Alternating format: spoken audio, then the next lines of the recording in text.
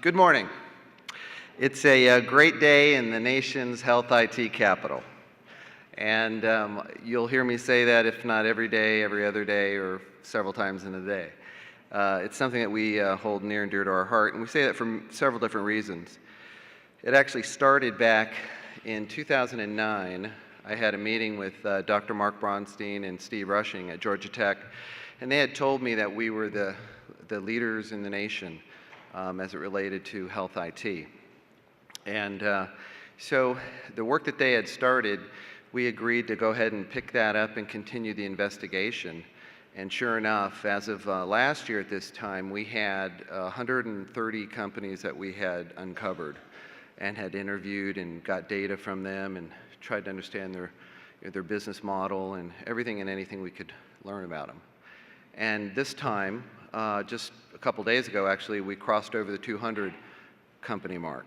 And frankly, every time we turn the corner, we find another company that we didn't have on the map. And when I say on the map, what I mean by that, you'll see in the very back of the hall here, and then also in the exhibitors area, as well as downstairs, a map that shows logos of all the companies in Georgia that are in the health IT space. We do not have even, I would bet, half of them, frankly. So what I'd encourage you to do is if you don't see your company name on there, or you know a company that should be on there, please bring it to our attention, bring it to one of the TAG members' attention, bring it to the state's attention. Glenn Whitley, who's my partner with the Georgia Department of Economic Development, one of us will make sure it gets on the map. And the reason that's so important is we are always out and about recruiting companies to come to Georgia. So not only are we here to help Georgia's companies grow, but we're also out there trying to bring them to Georgia. And it helps our case when we talk about the critical mass of the industry. So please bring that to our attention. Then also on the TAG website, actually a separate site called wheregeorgialeads.com. I believe it's .com. Yeah, wheregeorgialeads.com. You'll see a live or an online version of the map, and you can simply add your name there as well. So another key point on why we're positioning ourselves as the nation's health IT capital. Each year, Healthcare Informatics, Inc. lists the top 100 health IT companies in the nation, and we're fortunate to have 8 of our companies headquartered here in Georgia with an annual revenue of approaching $4 billion. So that's only 8 of our companies at close to $4 billion. So you imagine if we added up all the rest. Our colleges and universities offer more than 40 programs dedicated to health IT, bioinformatics, including some new certifications, which you'll probably hear about a little bit later on. We recently just conducted a series of interviews with approximately 135 of our companies, of the more than 200 companies, and they told us their employment numbers, and with just the 135, we added up 16,000 jobs. So we know it's going to be considerably north of that because we have about another 65 companies that we still need to communicate with, and that's only counting the 200. So as we add more, that number will continue to grow. And then recently, we did a survey of only 41 companies, and this is an amazing statistic. So of the 41 companies that we interviewed, they said within the next 1 to 3 years, they will add over 9,000 jobs. So that's less than 1/4 of the known companies in Georgia, and we already think that that's going to be a bigger number. So just do the math. There's a lot more jobs in the health IT space in Georgia than currently is known. So those are just a couple of the bullets that we continue to beef up, and if you have more that we can add to our talking points, we just bring it to our attention. We'd be happy to add those. Now, one critical part of this is to sustain the leadership position that we hold. Now, we're really fortunate there because our community has complementary clusters in Georgia as well. So if you think about what it's going to take to sustain health IT long term, you need more than just a lot of health IT companies. You need more than very strong academic institutions and technical colleges. You need other clusters such as internet and network security. Atlanta is hugely rich with talent and intellectual property in the internet and network security space. FinTech, which some of you refer to as financial technology, the transactional aspect of it. Some may know, and it's on the website for Where Georgia Leads on the TAG site as well. About 80% of every credit card transaction in America comes through an Atlanta data center. So there's another very transactional technology talent base that we can pull from. And then wireless and mobility, of course, we're huge at. We have two major companies here, one sitting right here, our host sponsor, and many other interoperable wireless providers throughout Georgia that will support our ever-growing cluster. So those are some of the key drivers that will help grow our true ecosystem. Some states, some cities may have one or two or three of them, but it's very hard to add all of that up in one local area. Okay. So let's go ahead and move on to the experts who actually know about this. And I'm going to first introduce each one of the panelists, and then I'm going to go ahead and ask each one of them a question. And as mentioned, the title is Enabling Georgia to Grow Through Capital, Public Policy, Infrastructure, and Innovation. So each one of the panelists have a specialty area that they'll focus on. And the first one will be Dennis White, who will be focusing mainly on infrastructure, but certainly can comment on any of the other questions that come up. Dennis is the Chief Executive Officer of Alliant and GMCF. Dennis is the Chair of the Georgia Health Information Exchange, a nonprofit organization working in conjunction with the state of Georgia to develop and facilitate a statewide HIE. Dennis has a master's in information technology from Georgia Tech, and currently is working to complete his doctorate, so we can soon call him doctor, in healthcare administration from the Medical University of South Carolina. Dennis has over 25 years of federal and state government contracting experience. Harry Reynolds, who will be focusing on the innovation area. Harry's the Director of Health Industry Transformation, with IBM Global Healthcare and Life Science Industry. Harry's been in healthcare for over 42 years, 32 years with Blue Cross Blue Shield in North Carolina. Started his career with IBM. Then he went to Blue Cross Blue Shield and has worked in DC for most of that time, most of that 32 years. Last 21 months, however, he went back to IBM and he's worked in all segments of healthcare on strategy and transformation. Justin, who will focus on the public policy area, is the Vice President, Marketing, Corporate Development, and Government Affairs for Greenway Medical Technologies. Justin has addressed and testified before Congress as well as the last two presidential administrations on 15 occasions and has been published in more than 400 journals, magazines, and broadcast media outlets related to national leadership of health IT. In addition, Justin is the Chairman Emeritus of the HIMSS Electronic Health Record EHR Association, as well as the co-chairman of the Accountable Care Community of Practice, where he assists both organizations with industry strategy and leadership. And Jeffrey Daigrepont, I didn't say it in the French pronunciation, but forgive me, is the Senior Vice President and Director of the Coker Group. Jeffrey's responsibility at Coker is for their health care information technology service line. He's the author of two recent publications, one for HIMSS called the Complete Field Guide for Selecting and Implementing EHRs, and one for the American Medical Association called Automating the Medical Practice. He's a national speaker for several of the industry trade associations, such as MGMA, HIMSS, AMA, AMGA. So that's enough of their background. They are definitely qualified to be up here. Now what I'm going to do is I'm going to bounce around a little bit. I'm going to ask each one of the speakers, each one of the panelists, one question related to their subject matter, and then I'll ask the other panelists if they'd like to comment on the question as well. And I'm going to go ahead and start with Harry. Harry, I want to ask you, and this is an innovation, so what's happening to change the industry different than we've had it in the past. So something new and exciting and different. Thank you. I think there's a lot of things that are new and different. I think first, all the predictions came true. So those of you that, like me, are baby boomers, we did get older. And you're going to have to deal with us as a block, and you better do it quick. Second, I think that the whole idea of the chronic epidemics that are going on, if you look at child obesity, you look at some of the other things that are also following generations behind us, are forcing people to think differently. There was some mention this morning about standards, having driven a lot of the standards in Washington. The thing that's exciting now is we're harmonizing the standards. In the past, you met people and they were really excited about their standard. They weren't really necessarily excited about the answer. And if you take the good doctor that was over in Afghanistan, the last thing you would want that medic to do is say, do I really understand that standard?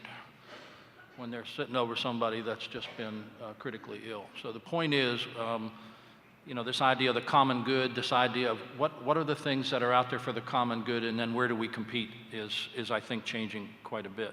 Care models, in the past it was HMOs, that was more of a directed care. You're seeing more and more about the medical homes, the accountable care, and you notice I didn't add organization in there because that usually inflames an audience. Payers and providers are aligning. That's getting much more obvious out there as people are looking at it. So those innovations together are where they're working on things in a much different way. Employers, for example, the good doctor that's spoken a couple times this morning, IBM offers unlimited primary care to our employees at no copay. Those are the so it doesn't have to just be technological innovation. The reason is we're into presenteeism, not absenteeism. And especially as you look at the world of knowledge workers, you look at some of the students that we're standing across there, when they're not at work, nobody can fill in behind them as we move more and more into the technology age. So those are some things. Social media, any of you who have kids anywhere near my daughter's age in the 30s, I have to kneel down in front of her and get behind her device so she'll see me, because they're always looking down and they're always working there. This idea of extreme personalization, you heard about the genomics, you hear about a lot of other things. Those are the things that are happening. And then, you know, whether you go from a smartphone to a smart workforce to a smart patients, which we're all struggling with because everybody wants to be about themselves and do what they want to, that engagement. But what's really exciting is just this group. So last night at the reception, today there are a lot of names on the tables. Last night there were no tables. So you literally got to go around the room last night, and my number one question is, what are you doing that's exciting? What are you seeing that's exciting? And it took up the whole evening. You didn't have to make up things like showing grandkids pictures or do anything else. Everybody was talking about it. And so whether Watson was mentioned earlier today, we're terming Watson possibly the GPS of healthcare. But oh, by the way, the good doctor still needs to drive your care, just like you don't let anybody drive your car. So really the exciting thing is that everything that used to be a problem is now in play. Everybody that used to create the problem is now grouped up. And people are deciding that it is about the patient, it is about the care, and it is about making sure that we improve people's health. And those of us that are at the end of our career who have grandkids and other things, we got to make a difference going out of here. And what better place than an environment like that to really generate that and make sure that you make a difference. And if the two earlier speakers today don't make you want to make a difference just with their slides and pictures, then you're in the wrong business. Because it's time to go, and it's time to go now, and there's no technology that's holding us back. We have the opportunity. Excellent. Any of the other panelists want to comment on it? It's really about the innovation factor, you know, and it's tough.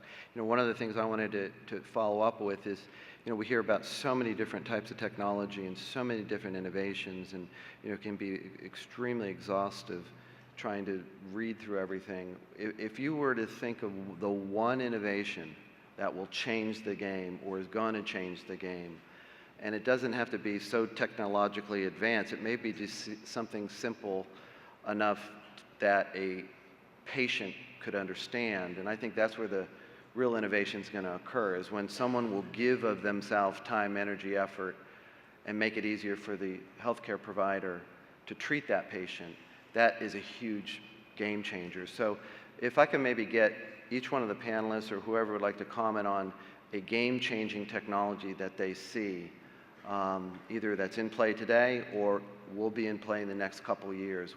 What's going to change how we look at our current health IT industry? I'll start off with that, I guess. I think to pick up on a little bit of what Harry was saying, I mean, I think there's two components. You've got interoperability. I think we need to look globally as well as nationally to innovation. Doesn't always have to be invented here, but we need to respect what's been done elsewhere. We have 6 million Americans that leave our shores every year to seek care elsewhere, and that's because there are some best practices that are happening in other countries. We need to look at that and understand what we can learn from that and bring back to our country, because I think we all know in our hearts that we have the best care globally, but we need to prove that also. I think consumerism is one of the biggest components to this shift and really moving the patient to drive their healthcare and drive their decisions and understand more about their outcomes, ask for copies of their medical record. Most Americans don't even realize that they have a right to their medical record. So I think that's one of the biggest innovations, is enabling, and we're already doing that through all the smartphone use that we have and engaging and educating our patients. So I think that's a start in the innovation direction. Good. Jeffrey? I would agree. I think creating the transparency with certainty is going to be significant and very profound. We're really moving into a data-driven, outcomes-driven, and I think all the technology that's being in place needs to be predicated on accomplishing those objectives. From an infrastructure standpoint, I think the concept of cloud-based computing and SaaS is going to absolutely emerge and begin moving away from on-premise infrastructure. 20% of our projects right now are going back in and either removing products that have been sold that are being commercially discontinued because it was sold as an on-premise solution, uniquely customized for that client, and even in some cases the customer technologically isolated themselves from the rest of the industry. So while we talk about standards, at the deployment level, a lot of this technology goes into place, and then at that point the vendor, the industry, it's outside of their control. So sometimes an unintentional consequence of that model does create some challenges for the industry as a whole, because we can have the standards, but once it's delivered, who controls the aspects from there forward? So Harry, who's going to be the big winners and losers? So we're going to have those that jump out, and those will just fall by the wayside because they weren't paying attention to the. Well, I think there will be losers. There's no question, and I think people that hug their own environment, hug their own thoughts, and don't work together with other people will. This is a tough word, but I think they will get crushed just by the amount of change that's going on. I think what's really, really exciting about winners and losers is there's a panel this afternoon on focusing on Georgia, and there's a clinic called Med Clinic, which is going to discuss it. And what's most exciting about that discussion today is that the people that are behind will be able to get ahead faster than ever in history because of the things that are going. So if I look at innovation, it was always a struggle, as we've all been in this, to pull everyone along. Technology, the way people are grouping up, the way this room is doing things, the behinds can get ahead in times where if you left it the way it was, the behinds were going to stay behind. And then the people that they were caring for in a lot of cases weren't going to get the same thing. But so I think people that just want to be what they are, and as we talk about those young kids that were standing over there, the workforce, we've got to teach them that change is every day, all day. And so the losers will decide that they are really good, and then tomorrow they will find out that they are behind. And so I think that's really the key thing that's going to change this thing and decide winners and losers. Are you in it to really make a difference, or are you in it to prove today that you're better, and then the rest of this room will remind you why you're behind? Any other thoughts on that? I can't say enough. Patience, and to echo off of Pat's jobs, patience, as we move forward. Patients are going to be so much a part of healthcare moving forward.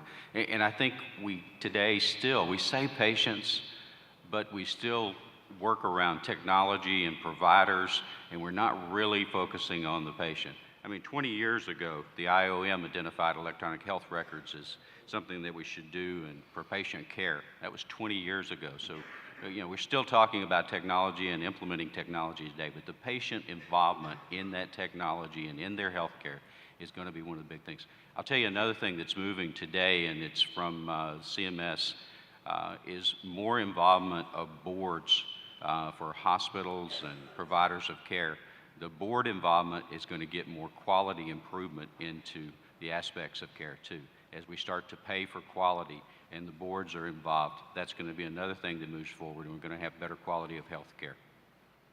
I had a pleasure to meet with a gentleman, many of you probably know, a gentleman by the name of Stephen Burrell, who's world-renowned venture capitalist out in California, who's one of the founders of Bio International, the large conference. And his new thing is all to do with what he calls consumer digital health. So it's about the consumer, it's digitized, and it's about their health record.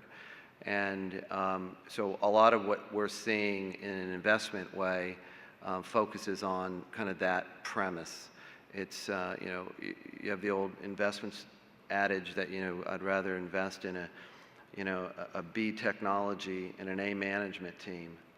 And we're seeing more and more and more of that. It's the people aspect of it in some of the deals that we've looked at over the last, say, 18 months. At the end of the day, it ends up being who's ever showing up and talking to that patient in a way that patient's going to come back and that patient's going to tell somebody about it. In fact, I had a colleague of mine last night had an experience in a healthcare institution here in town, and he said he was completely confident in everything there was with regard to the physician, with regard to the institution, but his check-in process was so bad that he had to fill, as we've all heard this, the same form 3 different times.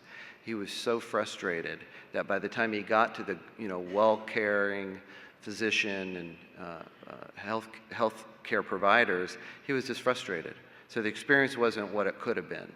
So I think it is really, as you've mentioned, down to that actual consumer itself and how do we address what their needs are. So let's shift quickly to capital, and then we'll probably go into public policy, and then we're going to go into the infrastructure to support all of that we're talking about. So Jeffrey, with regard to capital, help people understand a little bit about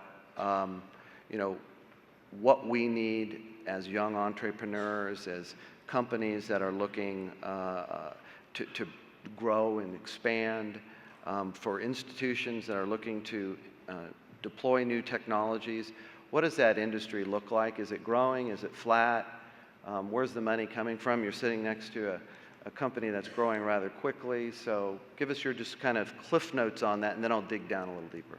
Yeah, so I think a big jolt to the healthcare economic sector obviously was the what we've all come to know as the American Recovery and Reinvestment Act, the stimulus package that was going to create all these jobs. And for the most part, I think everyone agrees that it didn't, right? So, however, that's not entirely true. In healthcare, it has been a pretty significant boom. For those that don't know, I think the total Reinvestment Act was around $780 billion. It was a lot of money. 20 billion of that was set aside specifically to pay doctors and hospitals to adopt electronic health records. And there were 2 tracks. One, you could go through Medicare, and on that model, a doctor could get up to $44,000 for adopting. There was a couple, several criteria that had to be met, but 2 significant criteria that were a must. First and foremost, you had to adopt a system that was recognized and certified by the ONC. And second, the doctor had to demonstrate that they were a meaningful user. There was 15 requirements or so that they had to demonstrate. And the good news is the government actually set the bar fairly low. For the first year, you only have to demonstrate 90 days of meaningful use of collecting information. It wasn't terribly difficult. Through Medicaid, you actually get a lot more. You can get up to, I think, 65,000. And in the first year of Medicaid, the only requirement there is to show the intent to adopt the electronic health record. So here's a copy of my signed contract with a vendor, and I'm now eligible for, in that case, in your first year, 25,000. So it certainly has jolted the sector. I think the reaction has been a big swag depending on where you're at. I think physicians, by and large, are still somewhat skeptical. I have conversations with doctors all the time about, do I need to spend $60,000 to get $44,000? Jeff, $44,000 over 5 years times the number of hours I work is $20 more a day. Is it really worth it? Am I going to buy a product that's going to be around? How do I know it's going to work? I hear these systems get deinstalled a lot. What are the risks? How do I pay for it? The industry, one of the surprising things that we didn't see coming was that we thought this was going to stimulate new and up-and-coming vendors and new emerging technology, which it certainly did, but a lot of legacy vendors couldn't turn the ship. It was just too complicated, and as a result of that, they started commercially discontinuing legacy products and merging and consolidating. So a big part of our practice, believe it or not, is old legacy EHR systems that were sold 5, 6, 7, 10 years ago, moving them to modern EHR systems. So that's something that many of us didn't expect to be an economic driver. But if you're in the business of conversion, clinical integration, mapping, that's a significant vertical now. And how do you sort all that out? And then I think on the hospital side, or that of course hospitals are eligible to get up to $2 million, and many of them are seeing IT alignment, IT integration as a form or sometimes a segue to eventually employing the doctor. So in my opinion, it's created a lot of jobs, so perhaps we'll all get bumper stickers that say, honk if I paid for your EHR. I mean, it is your tax money that's going towards that. And then, of course, you splatter in healthcare reform, a lot of disruption. One of our partners, I think he thinks ACO stand for an astounding consulting opportunity, but it's definitely created a lot of disruption. And anytime there's a lot of disruption with a lot of money, then I think there's opportunity to create economics. How about the penetration rate of the number of physicians, physician practices, hospitals, let's say in Georgia? Do we know those figures? Do we know who's adopting, what the percentages are? I love that question. The adoption percentages all over the map, everything from as low as 4%. I've heard figures even upwards of 35, 40%. We actually got engaged. Mark Reibold, who you might know, worked on this project with me. A venture capitalist group wanted to make some significant investments in the U.S., and they asked us to study that question.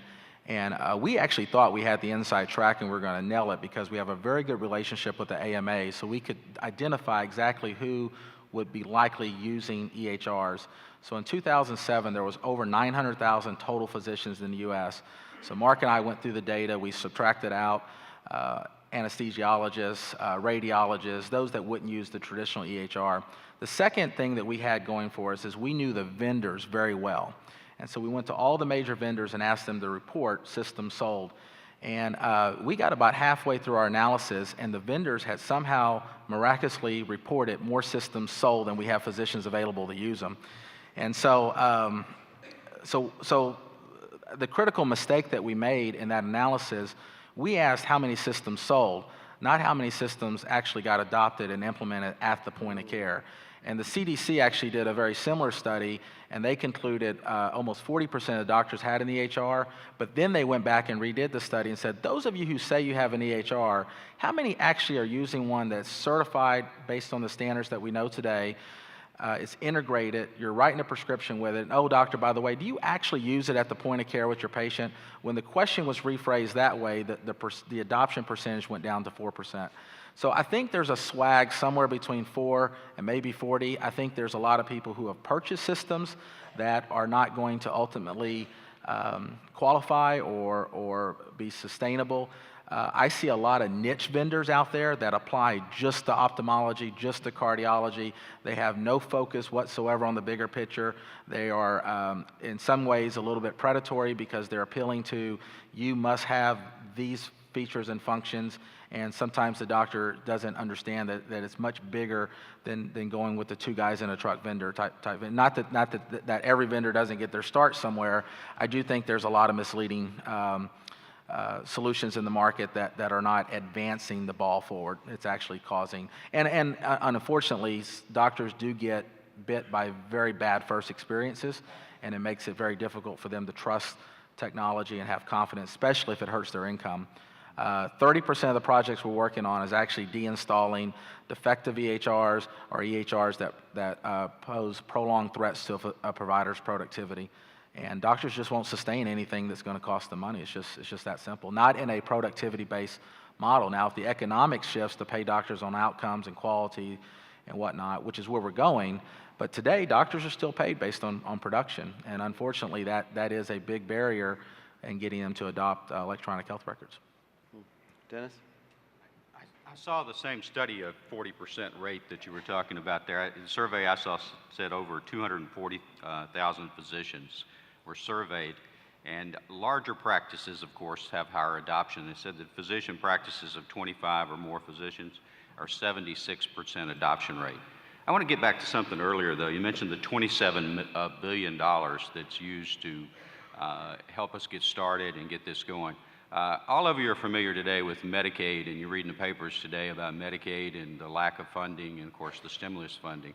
So I don't want to underestimate the fact that that $27 billion for adoption of electronic health records and promoting health records, and the $548 million that's going to be set up for National Health Information Exchange, that money starts to run out in 2015. So we got sustainability about all of these programs is very, very important, and we're still working, everyone is, to figure that out. A study just recently done by the ONC through the University of Michigan surveyed 27 states that were implementing statewide health information exchanges, and the message from every single state was, we haven't figured out the sustainability piece yet. They've figured out that somebody has to pay. Who? But that's where it is. Nobody knows how the sustainability of this will continue. So it is a very important piece for us to look at. So do we know of the $20 billion that's been set aside for this conversion, how much of that's actually been released? $1 billion. Well, about 915 million, about $1 billion by the end of the year. Since when? When did the program start? And it ends when? 2015 is? 2021 is when the last payment to Medicaid will go out the door. Out the door. How much did Greenway get? Which is less than $1 billion of the $20 billion has actually been. If you add in the RECs, the beacons, the HIEs, you probably are up over, in ONC payments, you're probably up over $2 billion, but into individual providers, you've got about $1 billion by the end of the year. And how does that look as far as the plan goes? When they're looking at the plan that they drafted up and said, this is what we're going to do. We're a little bit behind. Are you saying that but facetiously, or are we really behind? I'm sorry? Are you saying that facetiously, or are we really behind? No, we're a little bit behind. I mean, there's Okay. actually a meeting next week. Actually, we're there from the 16th to the 18th with every single grantee. There's about 1,200 of us will be there on Capitol Hill and going through exactly where we are and what we need to do. And we're looking at best practices to really accelerate the collaboration between the private and the public sector, because we have a little bit of ground to make up. We're not far behind. I would say about 80% of our goals. But you want to get roughly 275 to 315,000 care providers to meaningful use in the next 8 years. So we've got a little ways to go. This may surprise a lot of folks. You cannot combine your e-prescribing incentive with the stimulus incentive. So there are many practices ready right now today to cash in on stimulus, but they're going to keep collecting the e-prescribing incentive to run that out as far as they can. Then they'll convert over and do EHR incentives. So there is some strategic thinking going on with practices. Also, a lot of practices are doing some testing. I've heard stories where a doctor went through the entire 90 days of attestation, collected all their data, but then looked back and forgot one checkbox, and now had to go back for another 90 days to do that checkbox. So I think they're being careful. They're wanting to make sure if they're going to spend the 90 days collecting it, they're going to do it right. Most doctors, the ones that I've seen, have actually assigned a scribe to collect it. It's not terribly difficult. And in fact, if you take the requirements, some things a doctor can exclude themselves from because it just doesn't apply to their specialty. Other things, at least 4 or 5, are one-time setup that once you plug it, you don't have to recollect that information. So it's not terribly difficult, but they are lagging behind in doing it. Harry, you want to? Yeah, I'd like to maybe answer that a little differently. How many of you in this room are infusing capital into this issue? This would be when you put your hands up. Everybody in this room is putting capital into this. I think a lot of times we focus way too much on the government. I think the most exciting thing to me about this is that the private sector, which is an awful lot of people in this room, are alive and well and are activated in this quite significantly. I see payers in states that are, there was one in North Carolina put up $15 million for 800 docs to help them put in an EHR. Half of those docs were free clinics. You see that happening other places. I meet throughout the country with providers that are doing the same thing. Now, part of that is because they're changing their business model, but on the other hand, more and more of the small docs, not being one, but as I talked to a lot of, more and more of the small docs really want to care for patients. They don't want to become that tech, they don't want a geek squad, they don't want a major data center, they don't want that, they want to be able to take care of patients. And so I would say to you that there's a lot of focus on what that answer is, but I'm seeing such a momentum in the industry about everybody playing to try to change this, because we're all going to fail if we don't change it for the reasons we've all mentioned earlier, and that's what's most exciting to me. So it's not just where the money is, it's that there's a lot of people showing up to change this game. Let me go ahead and I'm going to shift a little bit. I'm going to go to Justin and talk a little bit about public policy, and then we're going to go to Dennis and talk about the infrastructure, and then I'll probably want to open it up to questions on the floor. So if you guys have a couple mics that we could get ready, I think we'll have time for that. Justin, you know, you've been involved in multiple national organizations and have led several of those efforts yourself. And I say you're good at playing with your competitors, which is a good sign of a leader. What have you done and with you and your colleagues and industry associates on a national strategy basis with regard to health IT and public policy? Sure, and I think And then I want to kind of bring it back into the Georgia world. So if you could start maybe in the federal level, and then we'll bring it back closer to home.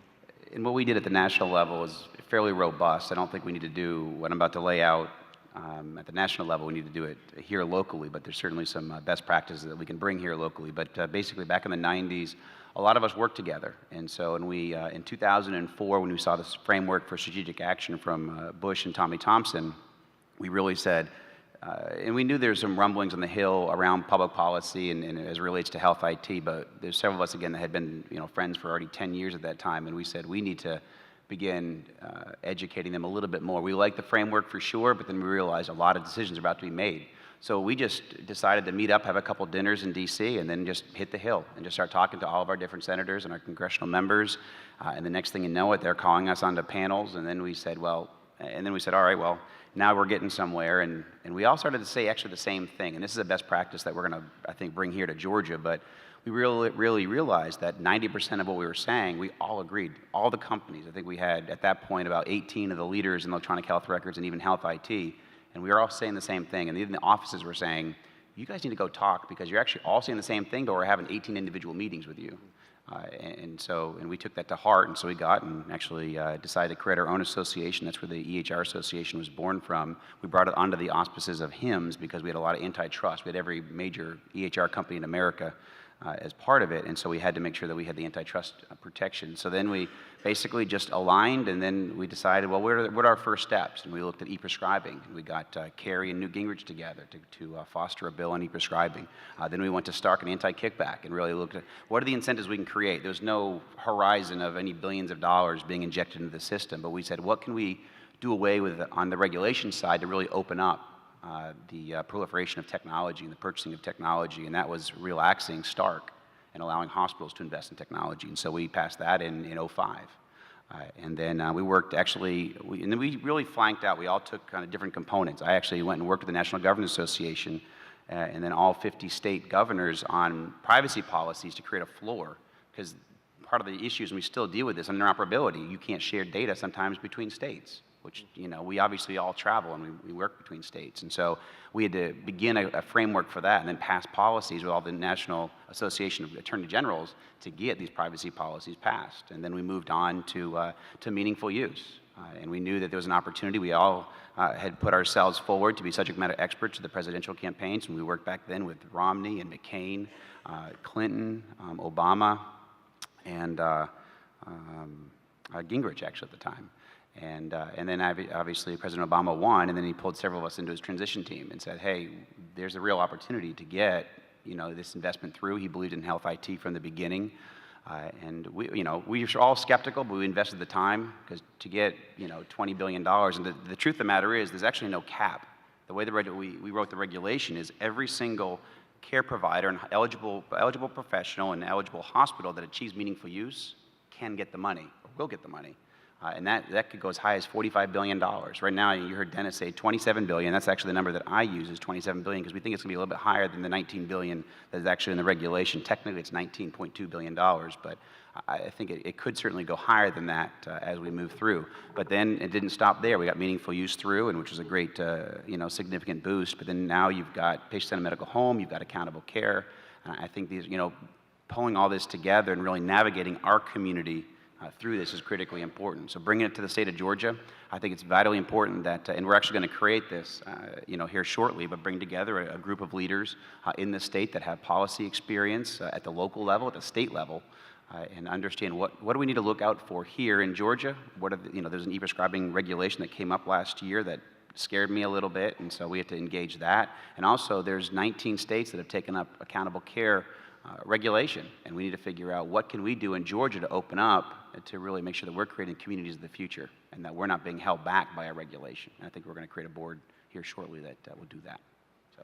So do you feel comfortable that what we're doing here locally, or what is it that you said you're looking at creating another board, and I don't need to disclose what that is, but are there those people in place that are willing to get involved and make this thing happen, or is it like pulling teeth and trying to get everybody to the table? I know what it's like trying to get 5, 6, 7 hospital CEOs to a meeting. It's very, very difficult. So I can only imagine on the CIO side, CTO side, it's just as difficult. How do you see that coming to fruition, and how soon do you see that coalition coming together on the public policy side? And then from there, I want to shift over to the infrastructure side on actually how is it going to get deployed. I don't think it's going to be too difficult. I've actually been approached already by a few people. I think they understand what can be done, certainly with the right type of leadership. And so I think that we'll probably have a handful of us, maybe 10 of us, that will come together. And I think it's going to be fairly simple and happen probably within the next month.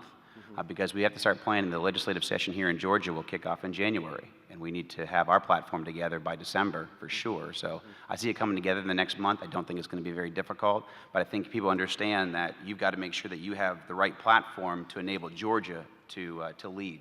And we've done that at the national level, but I don't think we've done it very well at the state level. Not for fault of anybody. It's just that we're busy and we're nationally focused, but we also need to make sure our backyard is cleaned up. Okay. Yes, Harry, go ahead. Yeah, having had the opportunity to chair the first meaningful use hearings and chair NCVHS, which is one of the main health policy advisory committees, and then spending time last night with my good friend Rob Kolodner, who ran O&C, we had a good chance last night to discuss this topic at length. And I think a couple things that are really afforded to this group. Part of it is the Technical Association of Georgia, maybe with a goal of being the standard.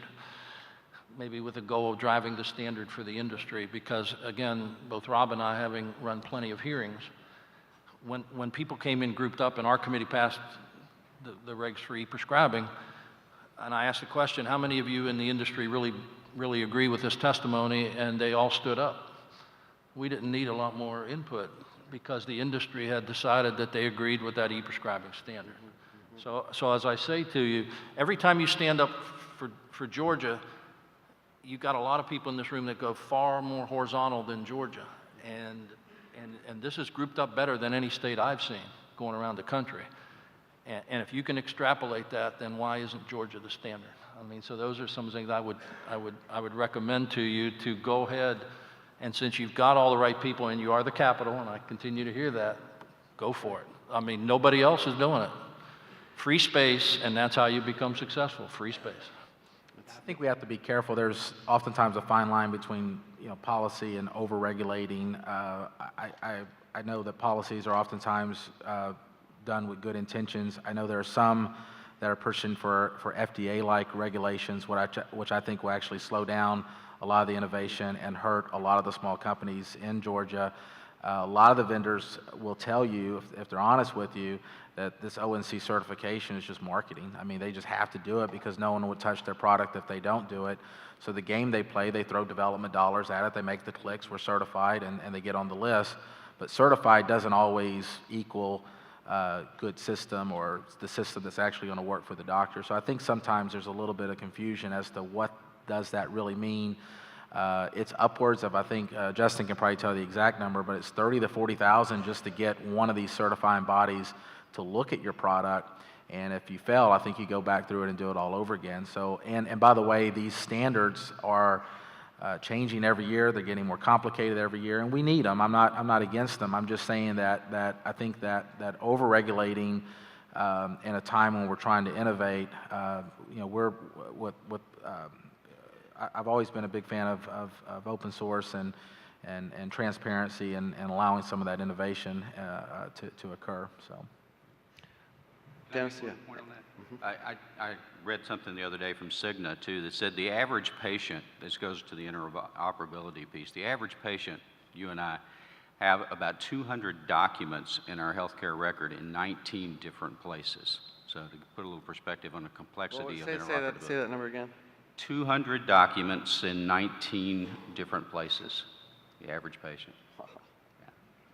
I believe that. Now, Yeah, Dave, let me follow up on one thing that Jeffrey said, because I actually completely agree with him. And so one of the areas that we've been, engaged, actually he mentioned the FDA, is we've been engaged with the FDA now for 4 years, because they've been trying to regulate EHRs for a while and then get them defined under medical devices. And so that's another area. And you don't want policy created. I mean, one of the engagements is to pull policy off the books that can hurt or be a hurdle to us. So I completely agree, and that's one of the reasons why you want to engage it, because it's policy you can repeal or there's policy that you can stop, because we don't want EHRs regulated. I don't think there's a whole lot of support for that. You absolutely don't. I mean, we're in the medical device. I'm sitting president of the Southeastern Medical Device Association, and the regulations that's been coming out of the FDA is just it's destroying our industry. In fact, I heard a very informative gentleman the other day at the Southeastern Bio Conference in Raleigh speak that their markets traditionally were always go after the United States market. That's number one. And now the number one market that medical device companies are looking at are outside the United States. And the market to the U.S. is always going to be in their business plan, but it is not the number one target. They're going to start the revenue streams offshore. They're going to get the ball rolling, and then they'll come into the U.S. at the appropriate time. But it's costing them so much time and energy to get their product cleared that it's taking a big toll on the industry. So for more regulation from the FDA in this particular area, get your teams together, posse around, and make sure that doesn't happen. Now I want to go ahead and move over to Dennis, and Dennis has been leading this charge, for quite some time, and would like to give us just an update on the Georgia Health Information Exchange initiative, just in general, and then maybe give us a little comparison of how we're doing in Georgia compared to other states. There is a nationwide health information network, a new acronym. There's NSWHIN, and then below that, each state, with that $548 million that I mentioned nationally, which Georgia got $13 million of, is to develop a statewide health information network. We're a part of that statewide health information network and bringing that together. It's a Georgia Health Information Exchange, a nonprofit private board. Jim Morrow, as we mentioned earlier, is on our board. A couple of presenters later today, Kelly Gonzalez and Dr. Hutchins in the public policy module at 1 o'clock are on our board, probably some other board members in the room. But we have a great energy now around a new board moving forward. One of our board members just recently was talking to the commissioner, Commissioner Cook, and was saying that this is the first that they had seen of a true public-private partnership moving forward. So there's a new energy there. Now, we are as I said, the nonprofit private part of that. There's kind of a triangle piece of the statewide health information exchange. The state government, the Medicaid department, Commissioner Cook, the governor, and the government. There's also the high-tech rec, which is another piece of the funding. Dr. Mack and the Morehouse Group are helping providers to implement electronic health records. That's just an assistance package. So the triangle together makes up what we call the statewide health information exchange in Georgia. We recently had the ONC in to evaluate where we were in our program, and they were excited with what was happening with the board. We asked them, where are you? Where are we, Georgia, in this process as compared to other states?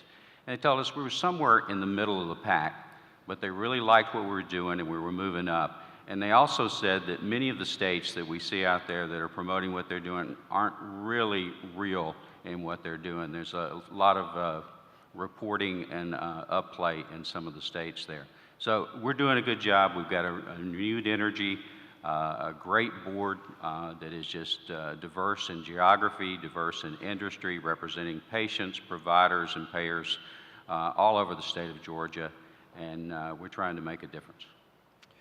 Now, you know, Let me tell you, there's a public meeting coming up on December the 16th. You'll be seeing more of that probably on DCH's webpage, but a public meeting that talks about our state-wide health information exchange on December the 16th.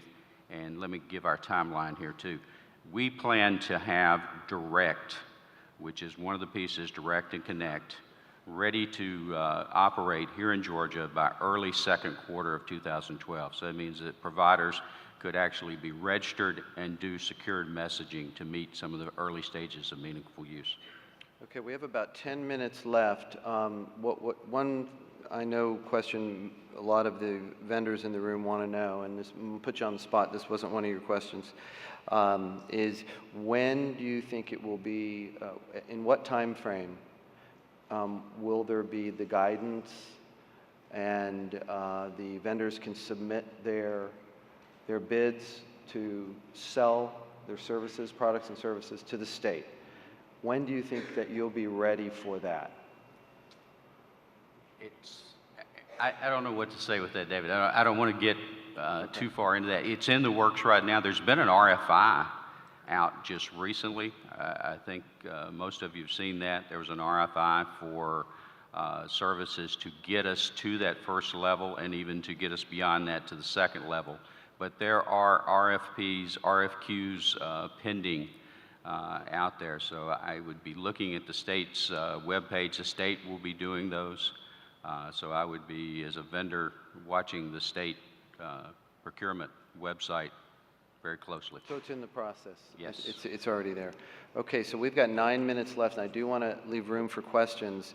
So if anybody has any questions that they would like to ask of any of the panelists in any of the categories, please raise your hand, and we'll have somebody walk up to you with a mic, wave it really high, otherwise I'll continue with my series of questions. Okay, so let me go ahead and continue. Justin, I want to hit up on the ACO. We had our first Atlanta ACO forum, which was a complete success, and people had come to us and asked, since you guys are the nation's health IT capital, let's get this ball rolling. Let's convene, industry thought leaders, and let's have a dialogue. And a lot of people don't know what it is, or they don't know what to do, how to do it.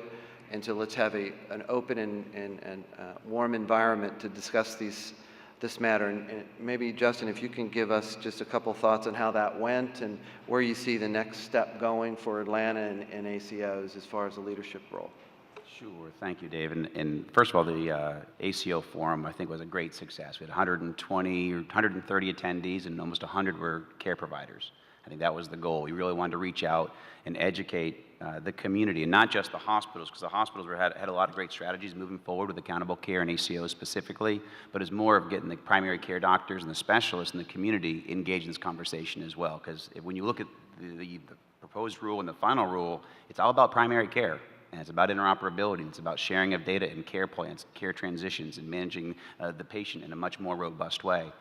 And so I think it's very important that we continue to educate, and I know we're gonna probably discuss having another summit around this for our care providers, but we need to make sure that we continue to engage them, we educate them, and we encourage them to participate in accountable care, and specifically maybe even in ACO. I think it's important, if they don't already have, to have a 1-year, a 3-year, and even a 5-year business plan, because that business plan is gonna dictate how you move forward in accountable care. You may want to partner up or be acquired by a hospital. You may say, you know what, that's not the best strategy for my growth. I want to interoperate with a local hospital that doesn't want to necessarily acquire me, but want to share plans and share interoperability and transition strategies. So I think that's certainly something that I would highly encourage practices and physicians and care providers to do. And take it very seriously. The sustained growth rate formula is severely flawed. You're looking at, even as of last week, a 27.4% cut coming out in 2012, which is down from 29.5, which, so we're going in the right direction, but still, nobody can take a 27% cut. And we've been able to find patches over the last 8 years, but I just don't know how many more years we're going to find a patch. Certainly we're in the, we've got super committee discussions right now that's looking to cut, $1.2, $1.5 trillion. They're not looking to find and bring in $55 billion, which we would need to find a patch for the next couple of years. They're looking to cut everything. So with all of that, see the writing on the wall. I do believe we're going to get some type of a patch, but take these conversations seriously. Look out for the future of your practice. Adopt technology to the best of your ability to really streamline your operation, and have those strategic discussions with your specialists, your community, and see how they can enable you to be successful, because it's coming. Change is coming. It's coming a lot sooner than a lot of people think. So, Harry? Yeah, I think accountable care brings everything this panel said to bear. I mean, all day, every day, whether it's capital, whether it's policy, whether it's infrastructure, whether it's innovation. And I think it's going to really challenge people, and I couldn't agree with Justin more. As I go around the country, it's going to challenge people to understand who they want to become a part of. And I didn't say that they're owned or not owned. Who are they going to become a part of? Because as you start thinking of global payments, you start thinking of care, you start thinking of the fact that there will be some kind of a revenue shift from different entities within healthcare. It's really going to be important that you understand who you are, what you choose to be, and who you choose to be it with. And if you do so, then you're in the game and you make your own choice. Otherwise, if you wait and watch it happen, you may find yourself not able to be part of what you wished you had been. And that may put you on the outside, and that may put you in an environment where you will almost be forced to do certain things only to stay relevant of any significance. I think everyone agrees with the AC part of ACO. It's the O. That's the O. We got to get the O figured out. Yep. but also one thing I'll mention, Dave, to add on, this isn't just about Medicare, and you're going to see a Medicaid ACO strategy at some point, but this is about also the commercial payers. Everybody's getting in this game. There's over 20 ACO plans out there by the commercial payers today. And so one thing I'd recommend for all the care providers in the room, not just the hospitals, but the individual physician practices, ask your local payer what ACO plans they have today, or what ACO plans they have coming down the pipeline. Exactly what Harry said. You want to be in the front side of this dictating your future. You don't want your future dictated to you. So those conversations. Those who are in the industry, I see an emerging opportunity is going to be companies that can enable ACOs to coexist. How do we harmonize multiple systems across multiple locations of care, across multiple platforms? Those are there are going to be a lot of opportunities for companies to enable ACOs to exist. I see tremendous opportunities in analytics, predictive reporting, looking at aggregating data. A number of those solutions are already starting to emerge, but I see more opportunity in that space. Any questions from the audience? We've got one. Just wait till we get you a microphone. If we could walk that over there, Powell. And raise your hand if there's more than just one. Okay, we'll start with this gentleman over here. And then we got Dr. Dente, okay. As a And then provider, if we could bring that other mic to Dr. Dente so we'll get them lined up, because we've got 2 minutes. as a provider, I've heard this morning many good facts, one of which is we're all getting older. We're all approaching things like memory loss. And we're looking at all of these pieces in the puzzle. I have a question for you all that was brought up. Dennis, you said I have how many documents? 200 documents in 19 places? I'm having a harder and harder time filling out that initial form at my doctor's office. When do you all on the panel see that going away? It can go away today if you see the right doctor. To be honest, I mean, I'm not being flip. I mean, to be honest, there's a lot of doctors that use technology, and I would certainly seek that. You have more decisions today than you ever had before in what doctors you see. And so, and I've made those personal decisions even in my life, that I see doctors who use technology, deploy technology, and care about my future as much as I do. So I think that's a good start. Yeah, the market analysts, by the way, we talk about baby boomers. You know, the way those in the business, medical device business, we don't call them baby boomers, we simply call them patients, because that's what they are. And they're migrating south, and they're living longer, and they're more active, and there's going to be more need for in and on the body devices. So the market's coming to us in the Southeast. Dr. Dente? Yeah, actually, spot on. And while my parents choose to kind of stick with old school, my family made a choice to go to a provider that was actually using technology. And it wasn't GE technology, but they're a great doctor, great firm, you know, great practice. So I think that's a big deal. Question for you. In the whole world of ACO, the traditional kind of, if you want to call traditional in such an evolving space, has been hospital-centric with practices surrounding. I'd like you to comment on, especially maybe outside of an urban center, a more rural center, the opportunity. So in chaos, there's always opportunity. The opportunity for the larger group practice to be the driver. And issue, obviously, of data analytics is king. So, you know, there's business opportunities around services and supporting technologies that will allow the clinical practice to be the driver in this new world versus responding to, you know, the payer side of the house. So the question is the concept of the practice actually being the driver of an ACO.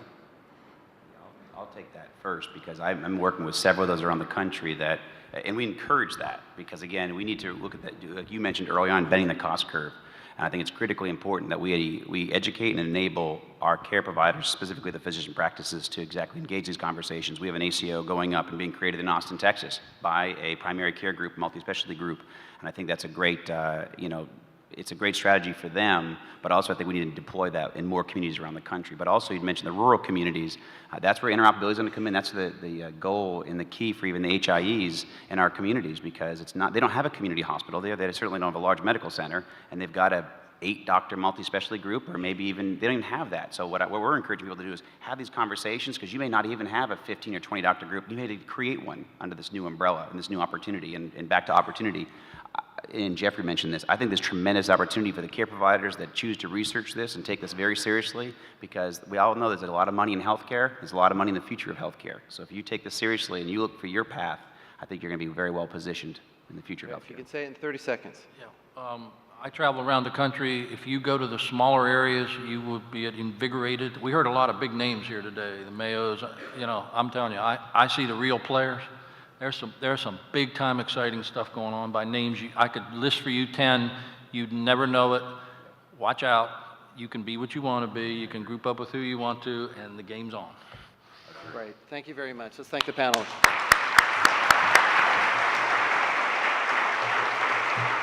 Thank you.